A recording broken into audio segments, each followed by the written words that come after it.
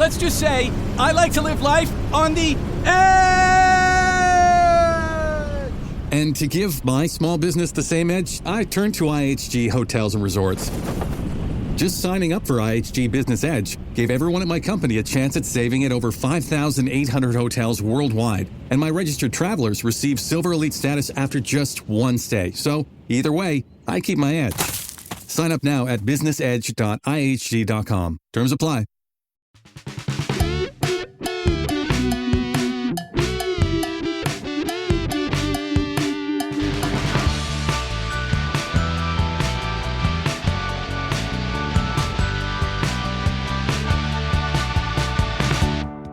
Hail cheaters! Welcome to the Always Cheating Podcast. My name is Josh. I'm here with Brandon. Brandon, how are you? Josh, I feel like crap. I just want my FPL back. That's all I want. I'm sitting around this weekend, keeping up with France, Gibraltar 14-0. Yeah. I'd much prefer it if it was Aston Villa, Brighton 14-0. So how badly are you ready for this game week to kick off? I'm pretty badly. I think that it's the afterglow of the trip I'm still feeling it. It was like I went back to work and the things that usually bother me weren't bothering me. It's why you go on vacation, right? It's like you get away and everything, you come back and you kind of miss certain things. Yeah. But it's also like the things that we're starting to be like nails on a chalkboard. They're just, it's a little softer. They don't bother you quite as much anymore. And so I'm feeling good. I'm feeling good about my life. What I'm not feeling good about is this third international break. It's always one too many, right? Yeah. Really, I mean, ideally, I would have zero, but I understand these.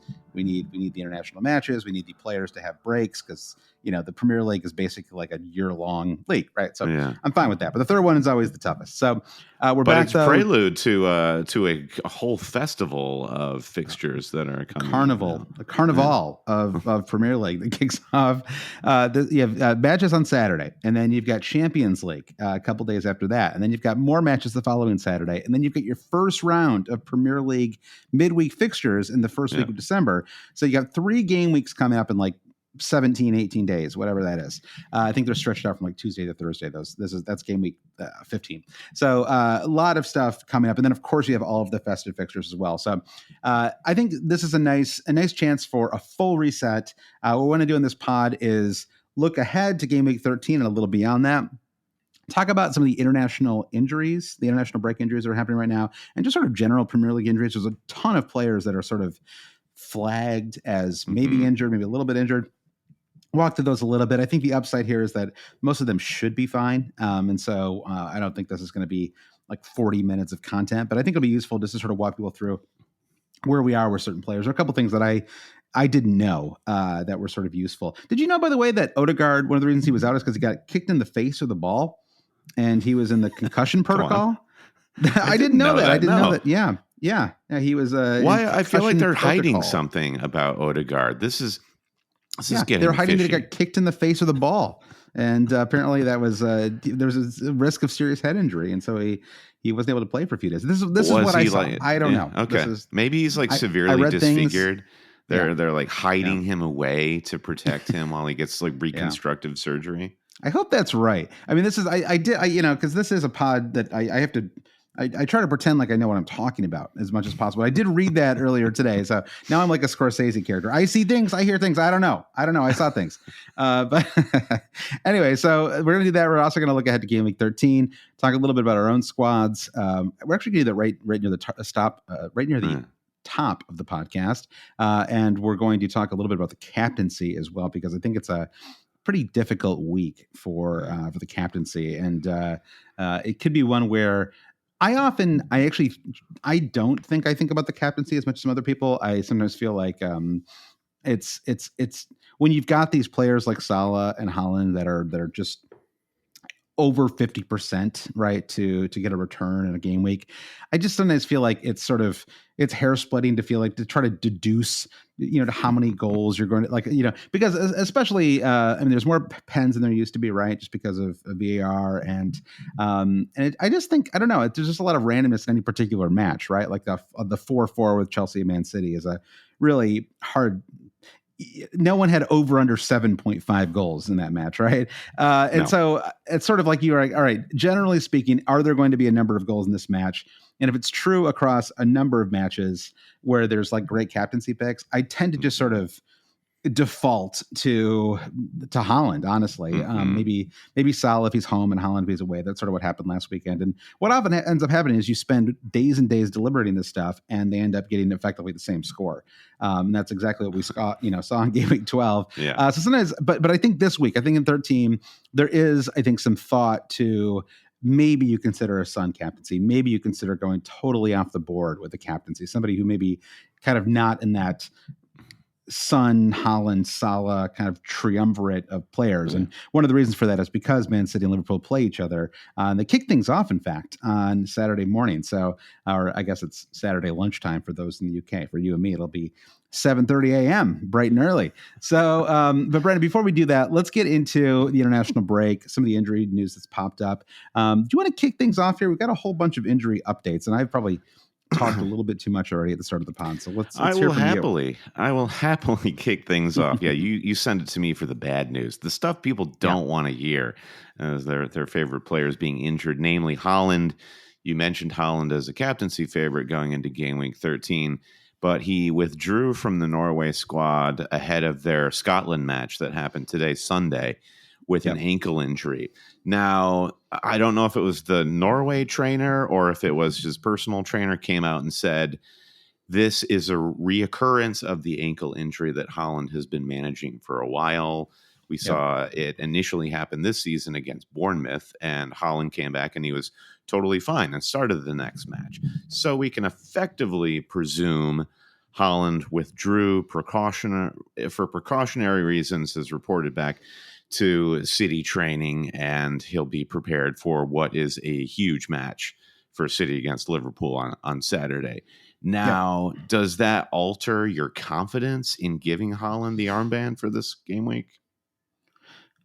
A little, not a ton, but a little. We did see him just go off at halftime in a recent match because of an injury, and or like you're saying, the same one, right? We think that that's knocked him out for the national break, and so a bit. I think there's another. Rodri.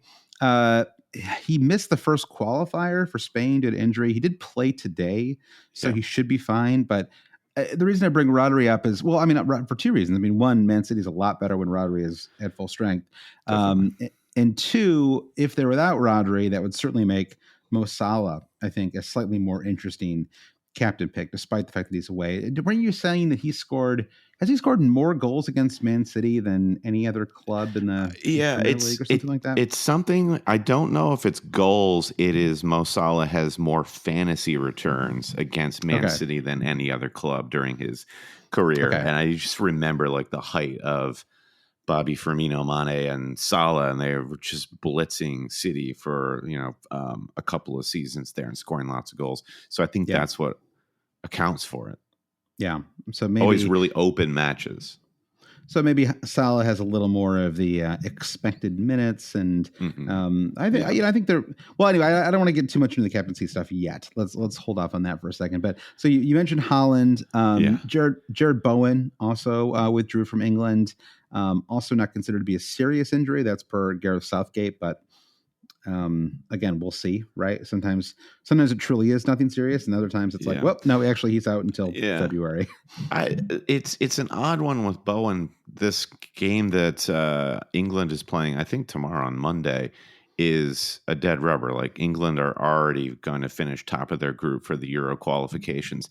It's a perfect opportunity for the Bowens and Watkinses of the world to get another cap.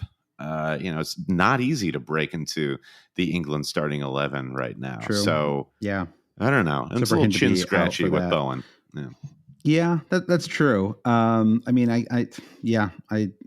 So it must be. I guess the way I think we should approach this is just that to take it quite literally in this case, which is that it was serious enough that he wasn't going to play on Monday, but not so serious that he's a real risk, and and that seems reasonable. We've all been there, Brendan. Now that I worked out on Friday, and it was such a painful workout that 2 days later I am still feeling it. So that probably goes down to the fact that I never stretch. I don't know about you. I do not enjoy stretching, and so I just don't do it. Yeah. Should I be doing it? Probably. Sure, definitely. I think that's the best exercise that people can do as they get on in life. Yoga, stretching. It's like, you got to be able to. Right? It's just stretching, basically. So 100%. And maybe that's the problem that James Madison had, is he didn't stretch enough, because this man is out of commission until the new year. So again, we the conversation of what's going on with Spurs will roll on for another few months here. How badly will they miss James Madison? How badly does their weakened defense affect the attack going forward? But we know Madison is out. Callum Wilson out for another 4 to 6 weeks. Isak and Schär are expected to be fit and ready for the Chelsea match. Arsenal news, you mentioned Odegaard's horrific facial injury. Horrifying. So I brought in Martinelli last week, and he went off with a hamstring injury against Burnley, and that was worrisome. Hamstring injuries at this point of the season, horrifying. And then we did our Patreon podcast while Brazil was playing, while Martinelli was starting and scoring a nice goal for Brazil. So Brazil do have a really important match to be played on Tuesday at home against Argentina. Martinelli very well could start and play that, but I think just leading into will he or won't he play this weekend for Arsenal, I'd say he's a pretty important piece to Arteta's plan. So I'm just glad that he's fit and playing. I would be doubly glad if Martinelli gets a little bit of a rest, but this is good news. Jesus is a maybe. Ben White. Have you heard anything about Ben White? No, this is the one that's the one that we probably had the least information about. I was Googling a moment ago. The Odegaard thing that I mentioned before is a real. That was a real. It was a training ground injury, and there was real fears of a serious. That's why he missed the Sevilla and the Newcastle match, because of real concerns about that. So hope he's okay. I'm glad that exactly. And I'm glad that I was not just throwing fake concussion news around as well. That's reassuring. So this is from the Mirror. I don't know, Brandon. I'm not sure if that's, I'm pretty sure that it really was what happened. So I think, let's see, who else do we have to worry about? There's lots of players to worry about. Have we talked about Wilson, Isak, and Schär yet, Brandon? Our Mention the Newcastle guys about how Wilson is out. With Isak coming back, this is, at least we have maybe another striker to consider, and I think that's also good for Anthony Gordon. It probably didn't work for Anthony Gordon to be forced into the isolated number 9 role. Yeah. So that's good news, and I would certainly hold fire on Isak until we see the whites of his eyes there. Yeah. In Cuckoo, it gets even closer to a return for Chelsea, and Chelsea now on the rise. Victory against Spurs, a great draw against Man City. In Cuckoo then comes back. Suddenly, Chelsea are great. Well, or something. I don't really, what are they? They did concede 4 goals. Who knows, right?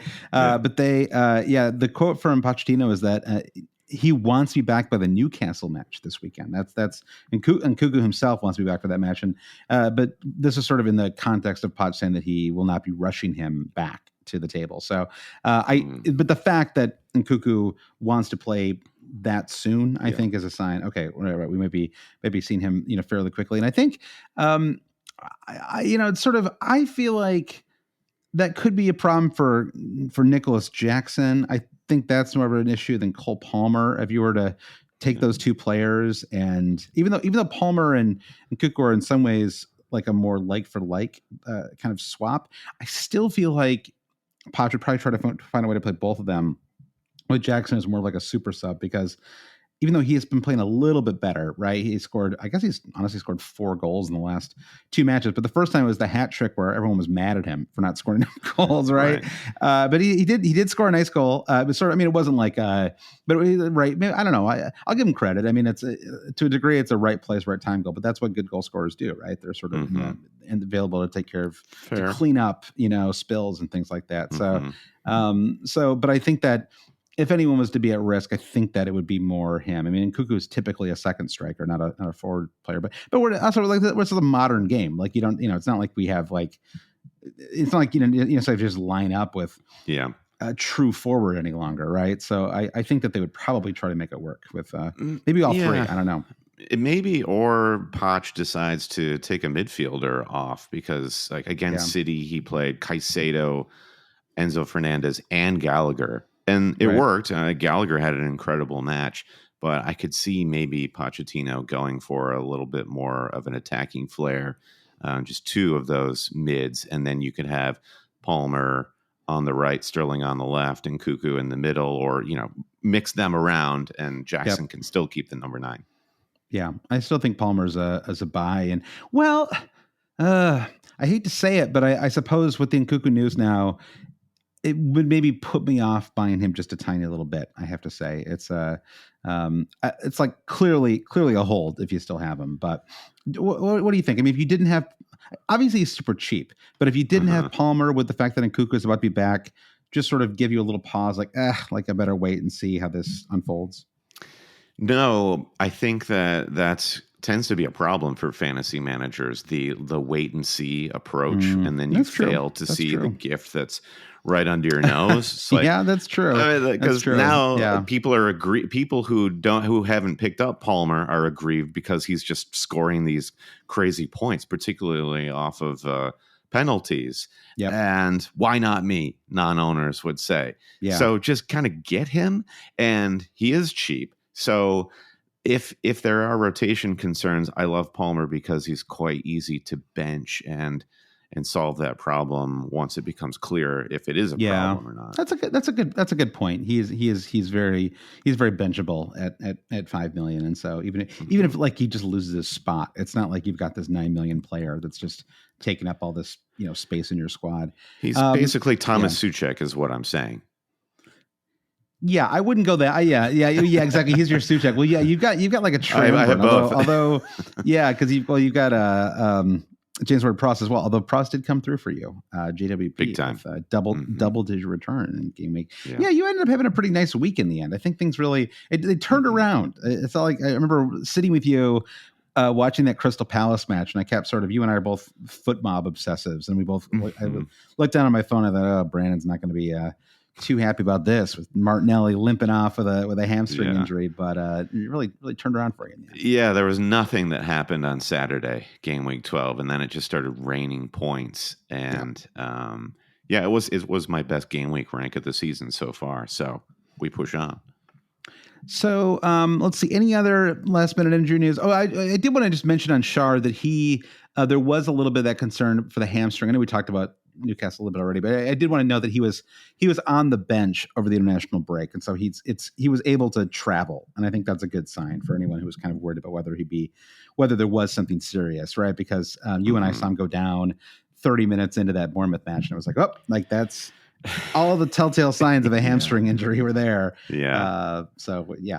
And so just one of the things, Onana is a bit of an injury doubt for Man United as well. So I'm not sure how many people really, although honestly, there was a part of me that was starting to think, well, maybe I need to start taking a look because they are incredibly cheap, right? If Maguire, who has been fantasy poison forever, is going to continue starting, then I don't know. Maybe what is he at 4.2 million or something like that? I was like, am I going to find a way to talk myself into? He's 4.3 now. Talk myself into Harry Maguire. He started the last 5 matches, but I don't know. What do you think, Brendan? Are you going to talk yourself into Harry Maguire? Is that something that you're considering? No. Things change, things evolve. I accept that, but I was really put through the ringer with the Onana experiment to start this season, and I have no respect for Manchester United at this point in time, even though they are putting points on the table Congratulations. Yeah. All right. Well, I think that's a nice little injury roundup there. Let's talk about our own squads a little bit going into game week 13. How are you feeling right now about your squad, Brandon? I guess the Martinelli being fit makes me feel pretty good, honestly. So that's was probably the transfer I was going to make if we didn't know anything about his hamstring. But now I have a midfield of Ward-Prowse, Martinelli, Cole Palmer, and Salah. And Ward-Prowse playing Burnley, I'm like suddenly my faith in Ward-Prowse is fully rejuvenated after that 11 pointer. So let's go. Why not? And then I'll have the sort of the standard stock Watkins, Alvarez, Haaland up front, and Gahey away Luton. So Gahey, that didn't come good against Everton. That was bad. That was poor. So this is his second chance to make me feel good. And Trippier and Cash. And then I'm going to bench Areola, who does have Burnley away, and play Leno at Wolves. Now this is, it feels like if you have Areola, why would you not play him against Burnley, one of the worst teams in the division? But I'm going to back my guy Leno this week. Why have a rotation if you don't get to rotate from time to time? Yeah. I don't think I would do that if I were you personally, but Wolves are playing well right now. They're scoring goals. I don't know. It feels, but I'm not going to, I guess it's my team. I get to do what I want. You get to do what you want. That's true. But this is also a podcast where you and I can debate things a little bit. I mean, I don't know. I mean, especially with Lyle Foster out. Did you? I saw that. I guess we didn't mention this in the injury report. It's not new news, but I didn't realize he was out because of like mental health reasons. That's I hadn't heard that either. Interesting. Yeah, and that he's taking a break right now. Okay, kind of a reset. So I mean, you're right. I mean, if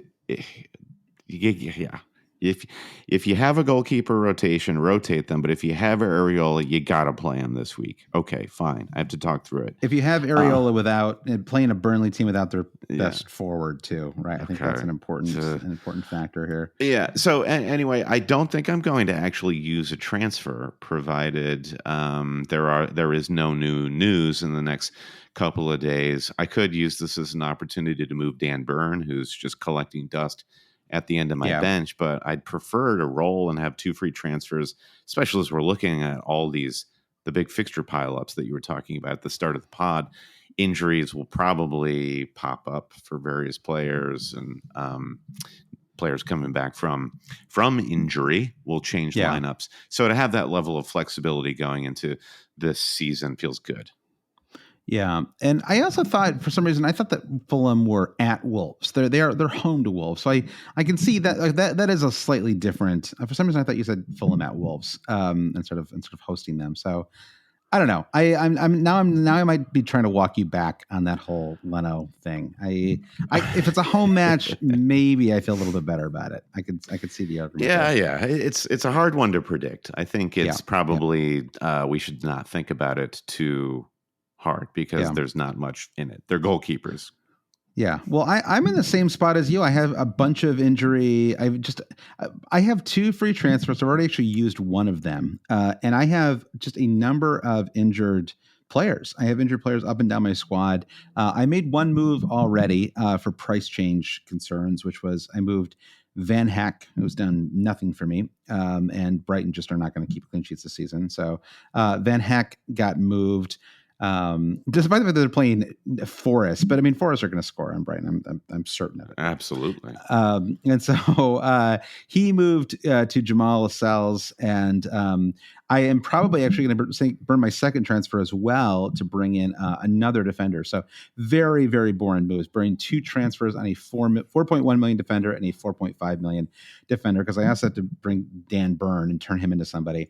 I'm you have anybody on your list? Anybody on your shopping list? I think it's a tricky week for clean sheets. I don't see a ton. So there's an argument for just like holding fire a little bit, but I don't think I'll do that. I think because what I'm kind of looking at, honestly, is a Fulham defender. And it's a little bit of like a leap of faith. They have a number of strong home matches. They play Wolves, Forest, West Ham, and Burnley in 4 of their next 6 matches. And those 4 are all at home. I could see 2 clean sheets out of those 4, maybe 3. I also think I could bring in a Fulham center back and just sort of have a nice stable piece for the festive fixtures. I mean, Fulham they're not like a Man City style club that's going to have the luxury of heavy rotation, right, among their defenders. So there's a little bit of extra stability there. Also, I do think that the Wolves fixture is not bad. It's not amazing because Wolves are in good form right now. Although it's post international break, it's kind of those are funky game weeks. Otherwise. I don't see a ton of options that I love, to be honest. I mean, I suppose you could make an argument for an Everton defender. They're hosting Man United at home. Again, not a move I'd be like super excited about, though. Yeah. West Ham, it's a possibility, but I already have Areola, and I haven't really been getting much from the West Ham defense. The idea of doubling up on West Ham defenders feels a little excessive. So I don't know. I mean, the other option would be to just go for straight up attacking potential and just try to get somebody who, but again, I'm a little limited by price, right? I really can't spend more than 4.5 million. So that rules out some of the more exciting 5 million options that might be on the table. I'm shopping in a pretty, I'm in the bargain bin right now, Brandon. And there's the problem with the bargain bin is you don't really get those marauding fullbacks, right? Who pick up an assist every 4th match. You're sort of trying to find something that might work. I mean, the Palace defenders, could be an option as well. They have kind of a tough run. They do. Beginning, I think, in game week 16, then they play Liverpool, Man City, Brighton, and Chelsea in those 4. So that's kind of, again, I was talking about Fulham, part of the appeal here. And again, this is one of the reasons why I said at the top of the pod, this is kind of a table setting pod, because I think with the transfers we're making now, this is a time when I put a little more premium on security of starts. Especially with some of these cheaper players, because I don't want to be burning transfers on them long term. I'm sort of forced to right now because of injuries, but I want to get in some players that will start a bunch of matches and hopefully have a reasonable fixture run over the next 6, 7, 8 weeks, sort of get me through to January. And I think it's kind of a mixed bag. Otherwise, I mean, I suppose if I had a little more money, like if I was willing to burn 4, I'd be looking at Arsenal because they do have fairly cheap defenders. No one I can actually afford in my cheapy price bracket. Not cheap enough. No, not quite cheap enough. But Brentford, Wolves, Luton, Villa. I mean, it's a pretty good run, but again, you'd be sort of buying into the quality of the team in that case, right? And the hope that they could get clean sheets against teams that are even teams that are quality, right? They'd be able to keep some clean sheets again just because they're a good squad. So I don't know. It's tricky. I mean, I don't know. Do you see are there any other defenses that really stand out to you when it comes to sort of the more affordable pool of defenders that are available? I wonder about Brentford. So after Arsenal, it is an interesting run for them with Luton at home, Brighton away, Sheffield United away, Aston Villa at home. They do blank. We haven't really talked about this much, that City and Brentford are going to blank in game week 18, but I'm not worrying about that at this point. And then they host Wolves following that blank. So Brentford, there's always a stretch where their defense, it feels like a good buy.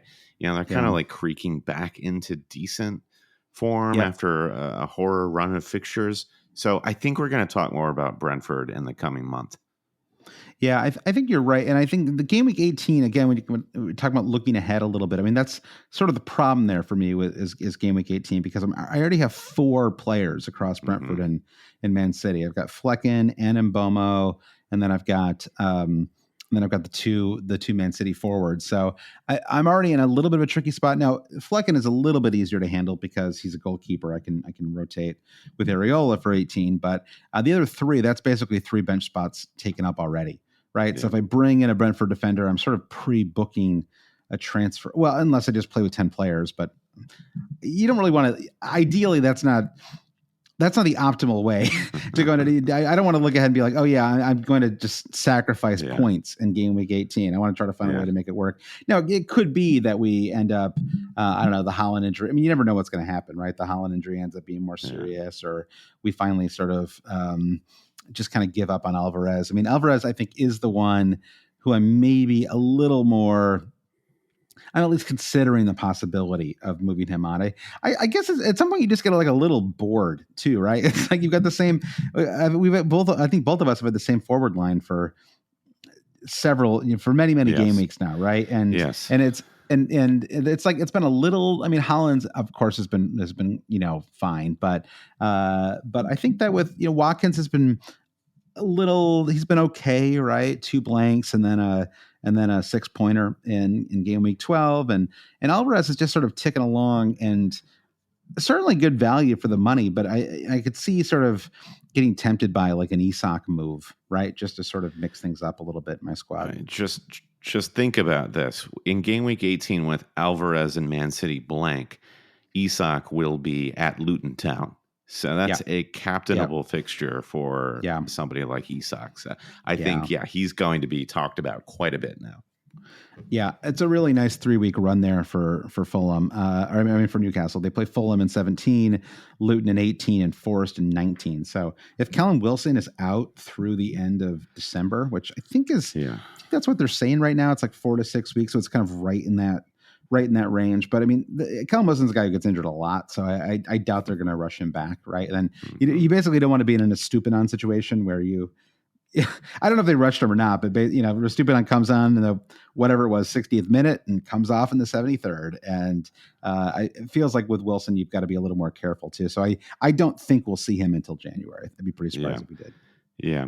All right. Well, I think the biggest decision we have to make is the captaincy decision. So maybe we come back and talk about that and other game week 13 relevant issues. Before we do that, let's talk about Patreon. If you like what you hear, you want to support what Josh and I do week in, week out, and get more FPL content in return, go to patreon.com/alwayscheating. We, of course, will do our Thursday night kitchen table session. It's Thanksgiving this week in America. So we're going to be celebrating both the return of Thanksgiving after a year's absence. We've missed you, but also the return of FPL. During the holiday, commemorate. Holidays be damned. We'll also be chatting with all of our supporters on the Discord, rating teams, answering questions, and talking cheese. Josh, why don't you thank our new supporters this week? Yep. Thank you to Adele Booth, Darcy O'Shaughnessy, and Gareth. Thank you so much to our newest Patreon supporters. And you and I will be, I think we're going to have to figure out our Thanksgiving strategy. I know you and we've recorded them like mid-Thanksgiving sometimes before, sometimes after. It may have to be a Friday morning recording. Let's see how that. We'll see how that works out. But thank you so much to everyone who supports the podcast. We really could not continue to do the podcast without the support of Patreons, without the support of our patrons. So thank you again to everybody. And patreon.com/alwayscheating is where you can go to support the podcast, get bonus pods each week, access to Discord, get access to discounts on Always Cheating merch, and all kinds of other stuff. So let's take a break, Brandon. We'll get back and we'll talk about game week 13. There's no I in team, but there is one in Indeed, and that's the hiring platform that you need to build yours. When you're hiring, you need Indeed. Instead of spending hours on multiple job sites searching for candidates with the right skills, Indeed's a powerful hiring platform that can help you do it all. One of the things I love about Indeed is that it makes hiring all in one place so easy because Indeed does the hard work for you. They show you the candidates whose resumes on Indeed fit your description immediately after you post so you can hire faster. Join more than 3 million businesses worldwide that use Indeed to hire great talent fast. Start hiring now with a $75 sponsored job credit to upgrade your job post at Indeed.com/Blue Wire Sports. Offer good for a limited time. Claim your $75 credit now at Indeed.com/Blue Wire Sports. That's Indeed.com/Blue Wire Sports, and support the show by saying that you heard it on this podcast. Indeed.com/Blue Wire Sports. Terms and conditions apply. Need to hire? You need Indeed. Make this holiday season unforgettable with the Instax Mini 12 Instant Camera. Capture each and every festive moment and print them out on the spot. No filters needed, just pure holiday magic. 'Tis the season for giving. So this year, fill your holidays with joy and gift the Instax Mini 12 Instant Camera. Don't just take, give. Instax. Day 2 of my exclusively adult Virgin voyage. I've come to discover an amazing new use for my phone, shaking it to have champagne delivered to me anywhere on board. Tomorrow, it's bubbly in the bubbles. That's a nautical term for champagne in the hot tub. Come set sail on an award-winning adult Sony voyage. To learn more, visit virginvoyages.com or contact your travel advisor today. Now we're voyaging. Start clean with Clorox, because Clorox delivers a powerful clean every time. Because messes happen. Because... Hey, listen. Remember how you told me to toss those takeout containers before we left for vacation? And you were like, I'm serious. If that leaks over the counter, it'll be a slimy abomination by the time I get back. And I was like, yeah, of course. Don't worry about it. I won't forget. Well... Ooh, yeah, that happens. So start clean with Clorox. Use Clorox products as directed. Rinse after use if in contact with food surface. All right, Brent, we're back. Game week 13 kicks off on Saturday morning with Man City hosting Liverpool. It's not quite a derby, right? Even though they're kind of regionally close to each other. I feel like it needs a name. Man City Liverpool needs like a term, right? It's like a... You don't it's a Clásico of sorts. It's a Clásico of sorts in the Spanish parlance. Oh, maybe that's what they call it. Actually, just a Clásico of sorts. Like just with quotation mark around it. Yeah. One could call it a Clásico of sorts. You've heard of El Clásico. Here is a Clásico of sorts. So Man City hosts Liverpool. That kicks things off, and then an interesting run. I mean, I would say there's really no. Spurs Villa is on Sunday, and that is a match where I think we could see a lot of goals. Spurs are really decimated their back line, and so I think that match feels like a real 2-2 kind of match, like a pretty high scoring affair. Even like a match like Everton Man United, it's like 10 weeks ago, I feel like we would have had a sense of how to. Actually, we probably would have been wrong because we were all like doubled up. We would have thought we knew, but we didn't. Yeah, exactly. Yeah, Newcastle Chelsea, which is that's a great match for a like kind of non-featured match. It's just part of the the 10 a.m. U.S. Window there. So the big block of matches on Saturday. So I think the big question, I think we should just get right to it, is who should we captain this week? Right. I mean, should we lay out the contenders here first? By the way, let's do it. Yeah, this is like your the class is sitting down to read a play. Be like the importance of being captain, written by. Give me an FPL sort of Oscar Wilde sort of FPL. Just written by Oscar, the former Brazilian. The great Chelsea attacking mid. The importance of being captain by Oscar, Brazilian player. Fantastic. So the players are, you've got Haaland and Salah, of course. You have Son Heung-min. You have Dominic Solanke is appearing on all of these charts. Yeah, and he's away, but he's away Sheffield United. So there you go. Mm-hmm. Bowen, if he's prospect. Yep. Bowen, if he's fit. Yep.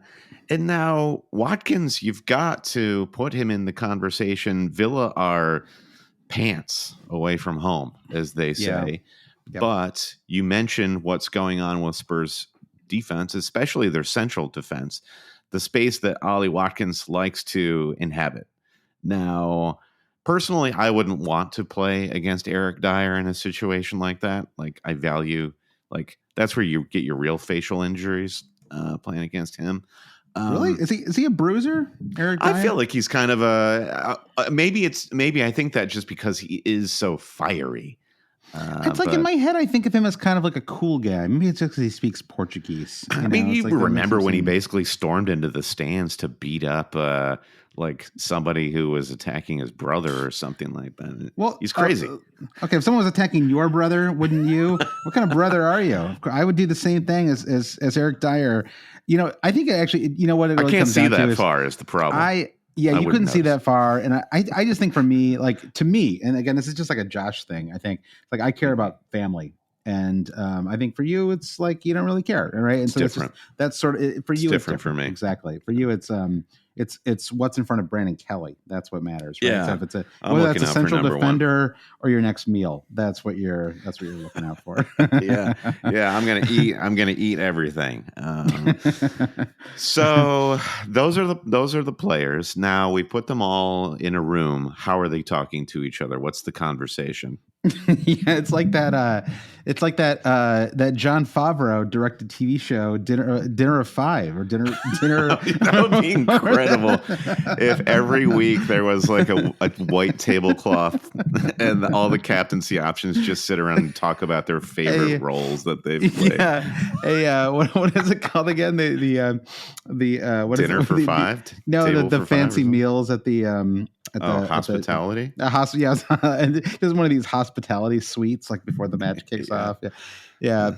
I think so the easiest answer would be Erling Haaland, as long as he is healthy, will almost certainly be the gambler's anytime goal scoring favorite, right? Whether you're a gambler or not, these are useful things to look at because the people who crunch these numbers are very smart, right? Or the models they use, whatever, right? It's like there's a lot of data goes into this stuff. And so when in doubt, defaulting to the anytime goal scoring pick is a reasonable option here, I think. Yeah.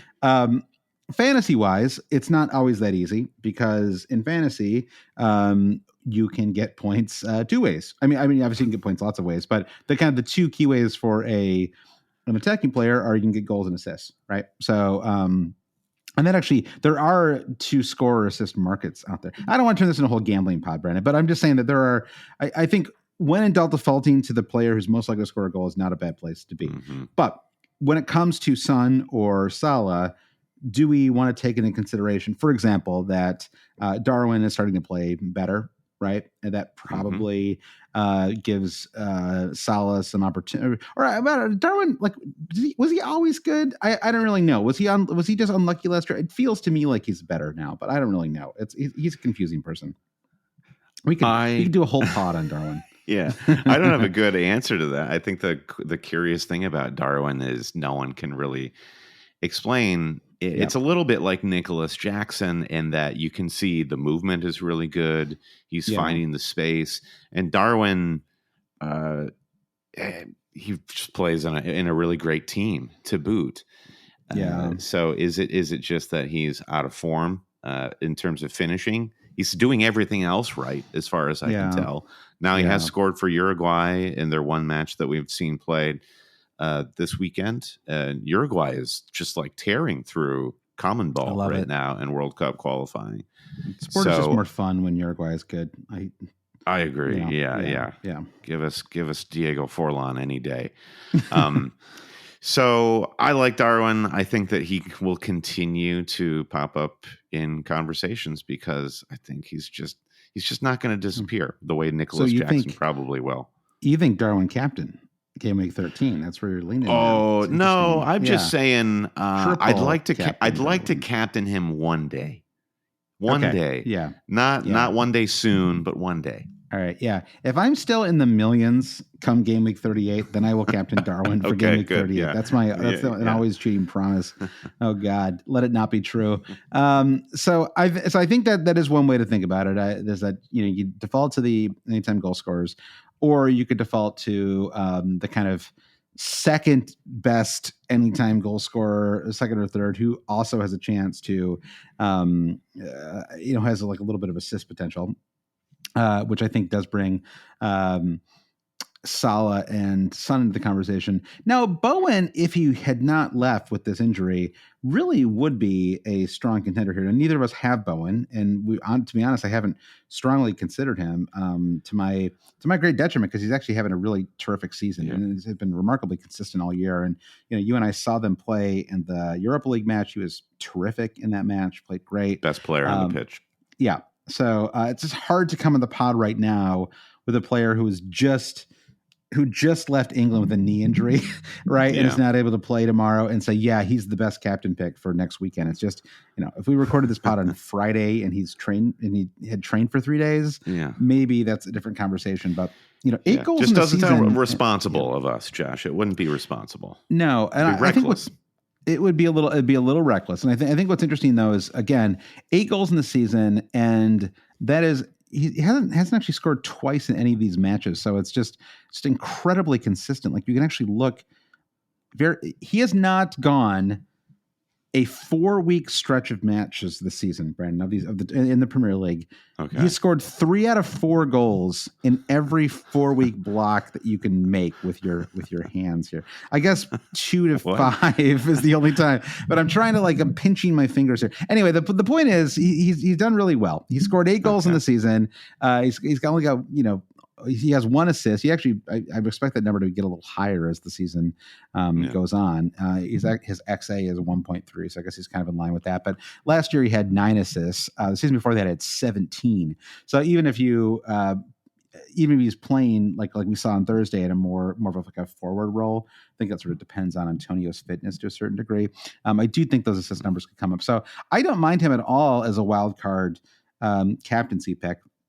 Now, what do we think about Son, though? I mean, I think Son, he's kind of the metric favorite at the moment. You and I were looking at Review and Nickel talked about him before the pod started, and they both have Son as the kind of runaway captaincy pick there. And so, again, if you want to just kind of default to the models, he's at the top of the pick. And I guess for me, the only concern is it's not really like the team that he was in that kind of got him to the top of those models doesn't really exist right now, right? Because they're down so many players. And so I think that's what gives me a little bit of pause.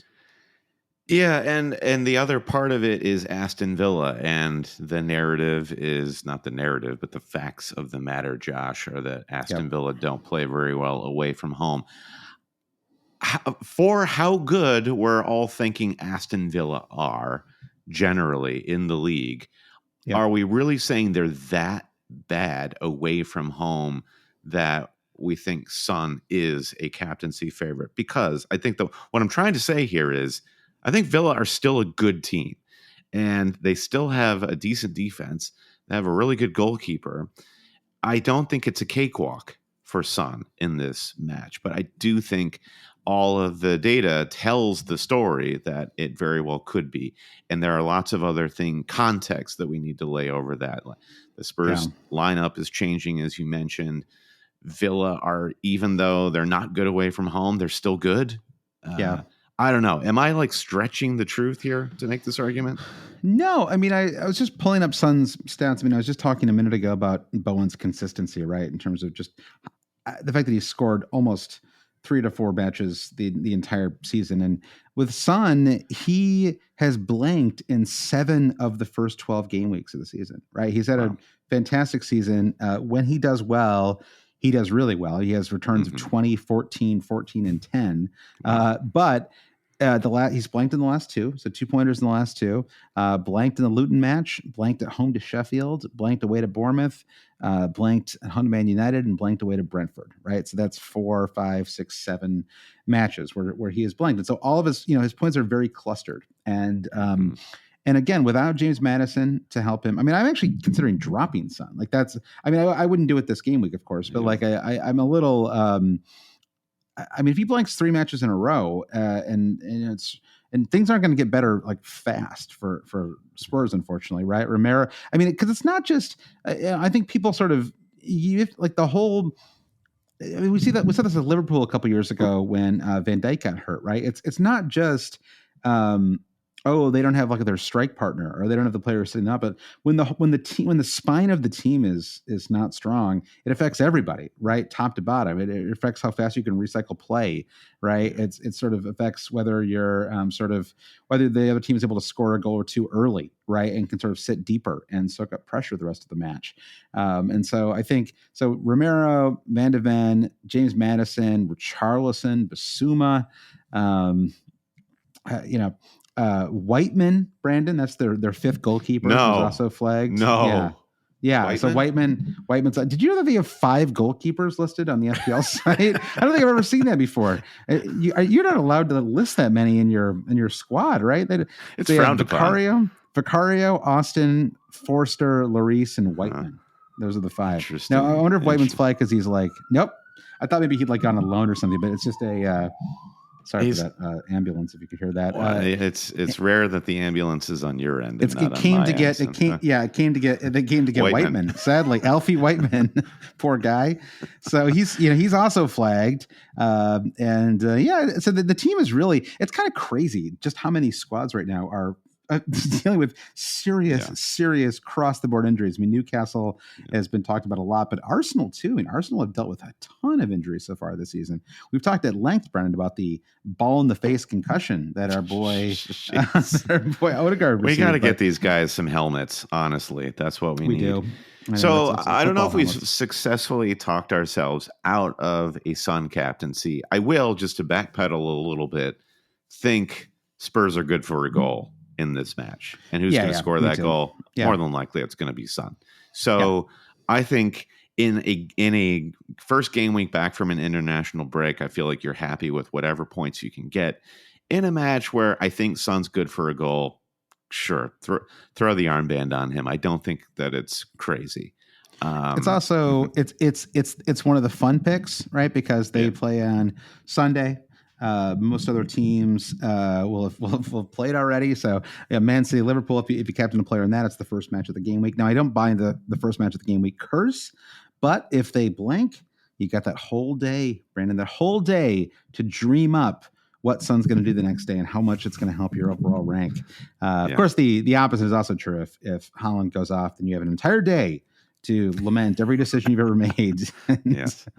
That happened to you actually on Sunday when we were in the UK, right? Because Salah got his brace, and then you had to. Thankfully, you didn't have a whole day. It was just like 2 hours. We had 2 hours where you're like, why didn't I just captain Salah? Genuinely a dream, though, to then watch my captain live in person do what he did. So, I lived on the edge that Sunday, and luckily I came out the other end. So I think that just to go back to Man City and Liverpool for a second, there's a part of me that is really tempted by Salah, I have to say. He's going to play every minute of this match, 100%. I mean, I don't know. Nothing's 100%, but it feels, based on what we've seen of him over the years, it feels very likely that he's going to play the entire match. He is, the squad is in good form. Salah is in amazing form. Man City defensively have not been as strong of late, and they are dealing with some injuries. I mean, even if Robbery is only at 85% or something, that probably opens up the door a little bit for Liverpool to score a goal or two. So did you know that Salah actually scored a 4-bagger against Djibouti this international break? Yeah, well, there you go. He's feeling it after the Djibouti knockabout. So I think, I don't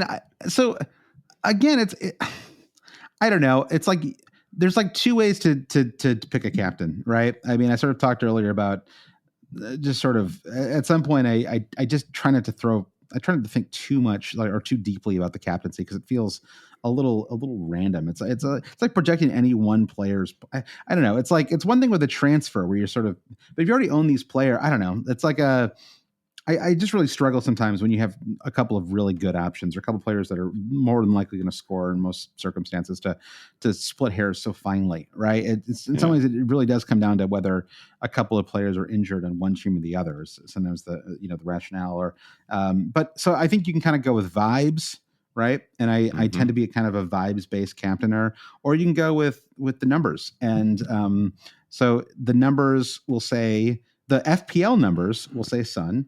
The gambling numbers will say Haaland. And the Josh Landon's gut numbers will say, those aren't even numbers. Just my gut, Brandon. All the health, there's healthy bacteria in there, okay? Because I'm eating a lot of yogurt. The gut, strong gut bacteria, health. Good job. Yeah, exactly. Strong gut health. They say Mo Salah because it feels kind of fun, and he's in good form, and Man City are conceding goals, and I don't know. That to me just feel and like there's a little bit less injury risk there as well. You could see Haaland, and we see this happen all the time, right? Like especially with ankle injuries, where players have a little bit of a problem.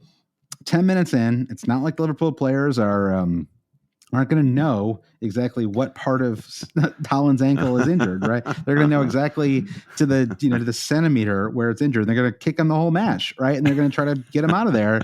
That's what I would do. That's what I would coach them to do, right? And so they're going to kick him around and try to knock him out of the game. So it's wow, you like run that like bad dojo in Karate Kid. Yeah, like yeah, screaming, exactly. like put him in a body bag. Yeah, exactly. Yeah. So the Cobra Kai school says you do everything you can to knock him out of that match. So I guess would be the case for Salah. Would just be that I think there are goals in this match, and Salah has 2 clear routes to goals. Haaland is more like 1, but he is probably a little more likely to score. So I'm not trying to split hairs here. I mean, I will advocate for the Salah pick, but I can't sit here and advocate for it based on numbers exactly, right? It's just I sort of feel like he's the best pick for Game Week 13. Yeah, God, Liverpool are interesting. I wonder, like, I'm looking at Dominic Solanke, who is away at Solanke. Is away Sheffield United. And I know a number of people are looking at bringing Solanke in for maybe Darwin Nunez, who has a bad away fixture. How is this Liverpool team going to attack Man City? Luis Diaz had the international game of his life against Brazil in Colombia. And I could see Jota, Diaz, Salah against Man City, giving them real problems. I don't know. I think there's a lot to like about this Liverpool team against Man City. So I'm starting to come around to these vibes you're putting out there for Salah. Vibes FC, baby. All right. Well, we talked a little bit about defense earlier. I do think it's a tricky week for clean sheets. So just sort of be forewarned if you're trying to find if you're trying to find that one perfect fixture this week. I'm not sure it exists. I mean, gun to my head, if I had to pick one match where a team might keep a clean sheet, I may actually go with the Newcastle match. I don't know. I mean, it's really okay. I don't know. It's hard to say. I mean, maybe Bournemouth at Sheffield, just because Sheffield struggled to score always, except against Brighton, of course. So they did score there, but I don't know. I mean, I don't know. When you look top to bottom of the table, is there maybe Everton keep a clean sheet at home to Man United? But that match is like I don't know. That feels like that match is a total wild card to me. Yeah. I guess I'm looking at West Ham and Palace, who are away at Burnley and away Luton, respectively. And now with the news you just dropped on me, you dropped that big Lyle Foster news bomb. Foster news at my doorstep. I did. Suddenly, I'm thinking maybe West Ham are the only team that could walk away with the clean sheet this weekend. I know. It's just like, do you trust that West Ham defense? No, I don't. I genuinely don't. Yeah, especially on the road, right? So I think that's so. I don't know. Maybe it's Fulham, actually. I mean, I guess that's I've like this. We've gone full circle on this podcast, Brandon. From me trying to talk you out of a Fulham goalkeeper player to me now telling you it's the only team I trust to keep a clean sheet this week. Well, now we can't change it. And listen, the last time I had a goalkeeper against Wolves on the Monday night, it was game week 1, Onana, and I got a 9-pointer. Right. It was an miracles. Yeah. I've been FPL final destination with my overall rank ever since I got away with that 9-pointer. So maybe I can rectify it. You never know, right? I mean, it could have been, like he could have saved a pen, right? Because there should have been a penalty that match. And maybe you actually could have had like a 16-pointer or something that week, Brandon. So I was robbed. Yeah, is what you're telling me. That's exactly what I'm telling you. All right. So, and again, I mentioned this as well. I probably don't have to keep saying that I mentioned this as well, but I did mention that I think we will start to see some rotation perhaps as soon as this weekend, just because there are so many matches coming up, not just the festive fixtures, but literally just it's beginning this upcoming weekend with we have Game Week 13, Champions League / Europa League. It feels like half the Premier League is in one of those two competitions. And then you've got matches, the Game Week 14 matches, and then you've got the Game Week 15 matches just days after that. So again, for some of these squads, especially for the squads that most of us have our players in, they're going to be playing 4 times in 15 days. It's a lot. And a lot of them just traveled to, for very competitive, Europa or Copa. Actually, I think there are definitely World Cup qualifying matches. So Cup, lots of different levels of qualifying matches taking place right now.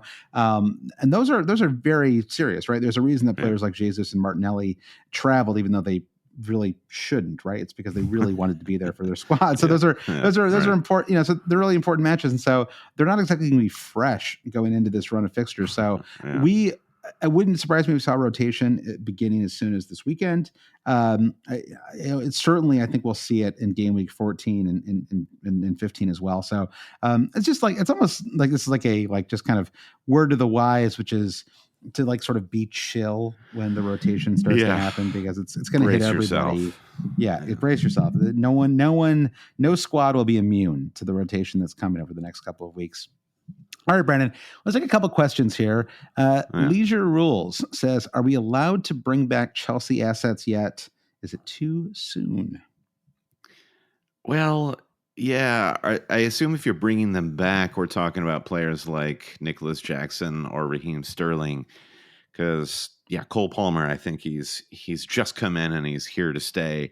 Mm-hmm. I guess I would err on the side of I'm a believer of this upward trajectory of Chelsea. I think they are going to continue to look better than they did at the start of the season. We talked about Nkunku's eventual return at the start of the show. That's obviously just going to make them even better. So do I feel like it's good business as a fantasy manager to start buying all their players now? It doesn't feel urgent to me, honestly. I think we're in a great spot going into Game Week 13, especially if you're not like, if you have 0 or 1 Chelsea player, which is basically you get the Newcastle match to watch and see, right? Because that's not a match where you would really be super excited about bringing in. Like, I don't know, if you still have Maddison, I don't think Maddison to Palmer is a terrible move, frees up some money, and long term I like him as a play. But the Newcastle match isn't the one where I would necessarily want to do that, right? Like if I had my pick of weeks to do it. So, but once look you at these fixtures though, Josh, yeah, these fixtures, it's Newcastle, Brighton, and United in the next 3. And those are all hard to predict. Then let's just call it, quote, the run for Chelsea starting in Game Week 16. The famous That's run. Everton, Sheffield United, Wolves, Palace, Luton, Fulham until they hit, and then we have a winter break, and then they reset against Liverpool. That is the run for Chelsea. So I think I agree. Do a little eye test in Newcastle, and even in the next 2 to 3 weeks, and get ready to go all in on Chelsea for Game Week 16. That's true, and you could wait a couple weeks. You could even see if there is any resolution on the Nkunku situation as well. All right, the FPL Norwegian says, if you're without Haaland, how far would you go to get him back, or should you stay the course until fixtures turn? Well, I wonder if this is not the week to bring Haaland back. He's gonna be a big captain option, as discussed. Both of us are considering captaining him. But there is this currently, as of Sunday night, a cloud over him with the ankle injury. Yeah. And there is the midweek Champions League fixture and the further league fixture pileup. So is this an opportunity for Pep to be cautious with Haaland? So I'm not moving heaven and earth right now ahead of the game week 13 deadline to get Haaland back? Would you? I mean, I wouldn't burn points to do it. Mm-hmm. Can anyone get Haaland if you don't have him without burning points? It feels I don't think like so. hard to do. I guess if somehow you could, though, if you were like, oh, I'm going to go without Haaland, but I'm going to keep 9 million in my bench. So it's like you're going without Haaland just as like a experiment or something. Then bring it back. But because it just doesn't take much for him to score. I think that's really this is why he'll never be a bad captaincy pick ever. Right? He'll always be like at least the second best pick for a game week because he is just such a consistent scorer of the ball. So I think again, I think we walked through the captaincy discussion with a little bit of nuance earlier, but I think it's honestly fine to just be like, I'm just going to captain Haaland every single week and I'm just not going to think about it. I'm just going to captain every week and not really think about it. And that does not seem like a unreasonable perspective to have. So yeah, I think, but I certainly long term, I think he just plays so much too. I think that's the other big thing, right? He's just not a heavily rotated player in Pep's squad, and so you're also getting like the most consistent player in the best forward. The best attacking team in the Premier League, right? It's like he's a great captaincy pick, and he's the one who you're like most likely to get a start out of like every single week, and so that's really valuable as well with him. Totally. All right. Next question comes from Jay Dizzle. Which of the 5 key premium players is the one to sacrifice in your opinion? Here they are. Here's another cast of characters. Yeah. Trippier, Saka, Salah, Haaland, Son. Which one of those are you going to drop to free up money for your bench? So it sounds like Jay Dizzle's looking at his bench and saying, none of these guys are worth bringing in on rotation. So it sounds like Son would be top of your hit list here, Josh. Well, again, it's just because I'm worried about how isolated he's going to be in that squad without anybody to sort of provide him. I mean, now we're just sort of where we were last year, right? It's like just Son without a kind of number 10 type player to open up chances for him, and doesn't even have Richarlison to add a little bit of chaos to the mix, right? Doesn't even have a Man or Solomon out there, Brennan, on the left right now to provide some crosses. And Udogie. Brennan Johnson's played well, I will say. Brennan Johnson has played. That's true. Brennan Johnson's played well, and Kulusevski has had some moments. I still don't quite understand how Kulusevski just completely stopped being even remotely an option for fantasy. It's like, which he really isn't, and I'm not quite sure how that happened. Like it's like he sort of just receded into the background. It's very strange. His prescription for limitless pills has run out. He's like on the phone with his doctor, being like, just come on, one more. I'd be curious. Yeah, does he like shoot way less than he used to? Like I don't quite. But yeah, I think because it's just if you need to make a move or listen, I'm at 1.8 million right now. I am trying lots of different things, trying to figure out what's going to work. No one in my squad outside of Haaland and probably Salah are mortal locks, because why would I have mortal locks in my squad when nothing is working very well, right? It may be that I need to take an A player, a top line player, and turn them into two B players and hope that those two can be upgrades over what I've got right now. I mean, it's just kind of, it's a frustrating stretch for a lot of us, I think, right now, because I look at my squad and it's like every week I feel pretty good about how I'm rolling in, right? Outside of these defensive problems that I'm trying to fix, I'm not sitting around thinking, oh, this is an absolute disaster, right? I don't think that really ever. And so you do have to kind of stay the course to a certain degree, but I suppose Saka would also be one that you could consider as a sacrifice, just because again, there's a little bit of chaos up front, although maybe that's stabilizing. It doesn't feel like it has the entire fall, does it? Like the entire autumn, Brandon. I'm sorry for our fall/autumn for our UK listeners, but yeah, it feels like the entire autumn. It's just been sort of one player after another has gone down, right, or seen a serious dip in form or something like that, and or Saka himself was injured, which he isn't very often, right? Always feels like he's about to go off in like a 10-week spell in the sidelines, but he never actually is, right? It's like rare that he actually misses even one match. Yeah, he's got a certain grimace as he walks off the pitch where you're like, this could be the end of his career. I'm not sure. Exactly. But I wasn't sure if you were talking about the whole league there in terms of the chaos and injuries and form drop-offs or just Arsenal, because I think that applies to just Arsenal. It does seem like week to week. Is it Nketiah? Is it Martinelli? Is it Odegaard? Is it Saka? And there's also heavy rotation happening with that attack too, so it's very confusing. I like Saka as a pick generally, but it just doesn't feel like an imperative time to have him. Doesn't feel like it doesn't feel like there's a huge upside in being different with Arsenal attack right now. Yeah, I guess I feel I'm just not feeling hugely I just want to see like a month of stability there, not even a month, but like just like literally like 3 or 4 game weeks worth of stability. At the moment, it feels like you can kind of get away with not having maybe any Arsenal players, and I think the Brentford matches can be tricky as well. So that brings us to some final thoughts on game week 13, Brandon. Again, I think FPL wise, I think it's a tricky week. We mentioned before captaincy dilemmas and clean sheets, and but I think from a match perspective, there's barely a bad match on this entire list, right? You sort of go top to, starting with Man City, and even honestly ending with Fulham Wolves on Monday. I think every match is pretty interesting, right? I mean, Everton Man United, I'm not going to have any players in that game, but I'm genuinely curious to see what happens in that one, right? I could absolutely see Everton winning that match. Brentford Arsenal, I think, should be terrific.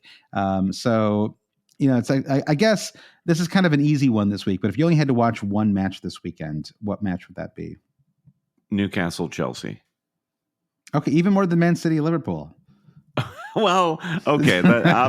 Obviously I'm watching the so-called Clásico, or what did we call it? Like it's a Clásico of sorts. Yes. I really want a mug that has like their 2 logos and just like a quote, like a sort of like in a sort of curly font, right? A Clásico of sorts. Obviously, we're all watching a Clásico of sorts. Beyond that, I do think the next match is Newcastle Chelsea. All right. Well, I think you're right. I think I'll throw a Brentford Arsenal in there as a wild card third option. I think that could be a really fun game too. Although Spurs Aston Villa, I mean that is a really interesting match as well. So again, should be a great weekend. I think it's been 2 weeks away, but we're ending. We're heading back into matches on a real high note, I think.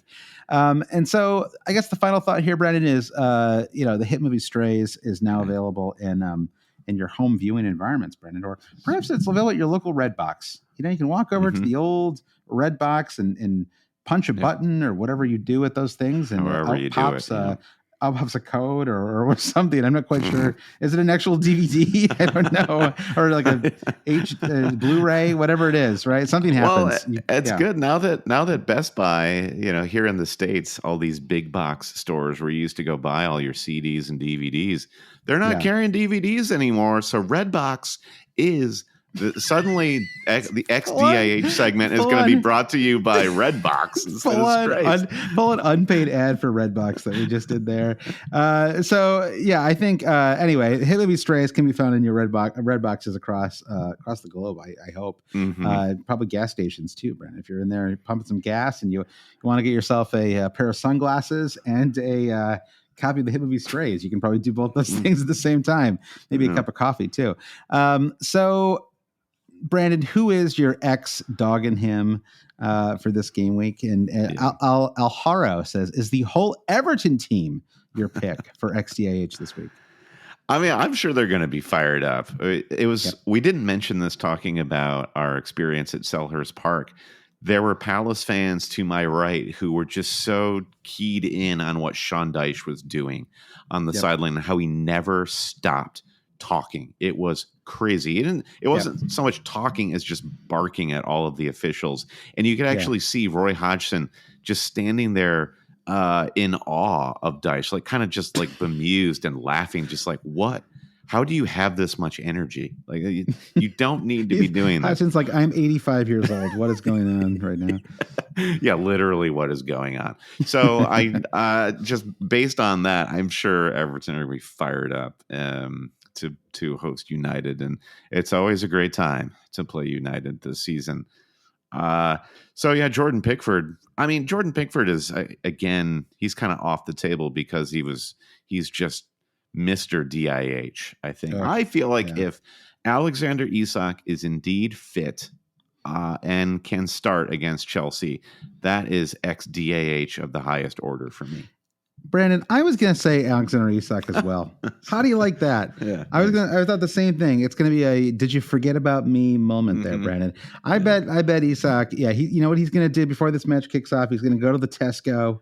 He's going to get himself a cup of coffee. I don't know. Does he smoke cigarettes? Pack of cigarettes. Sure. The uppers and the downers. Absolutely. Yeah, exactly. And then he's going to go to that little red box parked outside, punch in a code, get a copy of the hit movie Strays, watch it, get fired up, and then score a brace in the Chelsea match. I love that. I guess you can see the players coming into the locker room pre-match, and they've got their headphones on, very focused. And then you've got Isak walking in with one of those like portable DVD players with the little screen, just watching Strays. The flip open, like exactly. Amazing. Yeah. Well, it can't fail then. If we see that, then we know it's on. No, yeah, exactly. Sure. That movie and Redbox, the brand, of course, they're all too big to fail, Brandon. So best of luck to Alexander Isak and everybody in game week 13. We'll be back, I suppose, probably most likely on Friday morning with the podcast. Maybe you and I were talking about maybe doing it as a YouTube thing too, Brandon. Maybe if we did Friday morning, that'd actually be a good time to do it. So let's talk more about that offline. We'll figure out a way to get some content to our Patreon supporters this week. It's always tricky, the Thanksgiving pod though. But thank you to everyone who supports the podcast very sincerely. You can go to patreon.com/alwayscheating. Once again, Brendan, that's patreon.com/alwayscheating. One last time, patreon.com/alwayscheating. Brendan, do you want to thank our producer patrons? Yeah, big thanks to producers Mike DePietro, Trevor Ingerson, our buddy Chris Howell, Babas Kuhn, James Holland, Dave Wegner, Lodall, Nick Wright, Lazarus Janos, Jesse Halstead, Bruce Kerr, Brian Chin, Blair Jacobson, Todd Byerly, Andy Portlock at FPL Merch, Kerry Swanson, Jefferson Turner, Buffalo Wildmings, Francis Moore, Sam Shower, Caleb Robbie, Vulgar, Paulson Kruger, Alex Holcomb, James Keatley, The Saint, Bob Fox, Craig Jackson, Shalin F. Kadakia, Terrence O'Donnell, Heath Cram, Thomas Tislov, Noah Louise, Travis Grant, Linus Vennerstrom, Dan Parsons, James C., Matthew Skinner, Frode Jacobson, Brennan, Daniel Hart, Lolly, and Ben Coombs. Rate, review, subscribe wherever you get your podcasts. Follow us wherever you get your social media. Email us, hailcheaters@gmail.com for all this information and more. You can visit us at alwayscheating.com. Thanks, everyone, and good luck this weekend. Bye.